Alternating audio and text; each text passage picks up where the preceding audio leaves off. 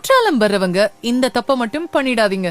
என்னன்னு சொல்றேன், தெளிவா கேட்டு தெரிஞ்சுட்டு வாங்க. அருவியில சோப்பு, ஷாம்பு, சீயக்காய், எண்ணெய் பயன்படுத்தி குளிக்கிறதுக்கு தடை விதிக்கப்பட்டிருக்கு. மீறி குளிச்சீங்கன்னா உங்களுக்கு அபராதம் விதிப்பாங்க. அதே மாதிரி மது அருந்திட்டு யாரும் அருவியில குளிக்க வராதீங்க.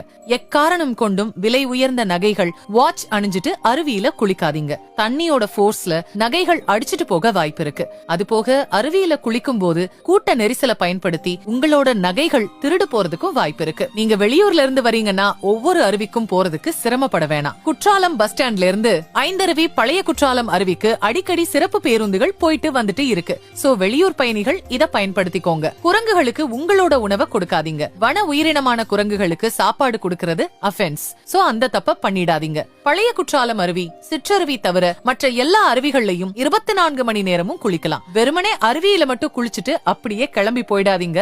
ஐந்தருவிக்கு மேல இருக்கிற எக்கோ பார்க், ஐந்தருவி ரோட்ல இருக்கிற போட் ஹவுஸ், அங்கேயும் மறக்காம ஒரு விசிட் போட்டு வந்துருங்க. குற்றாலத்துல வீக்கெண்ட் டேஸ்ல கூட்டம் கொஞ்சம் அதிகமாவே இருக்கும். சோ வெளியூர்ல இருந்து வர்றவங்க வீக் டேஸ்ல பிளான் பண்ணி வந்தீங்கன்னா கொஞ்சம் கிரவுட் இல்லாம சீசனை என்ஜாய் பண்ணிட்டு போகலாம். குற்றாலம் வரணும்னு இருக்கிற உங்க ஃப்ரெண்ட்ஸ் அண்ட் ஃபேமிலிக்கு இந்த வீடியோவை மறக்காம ஷேர் பண்ணி விடுங்க.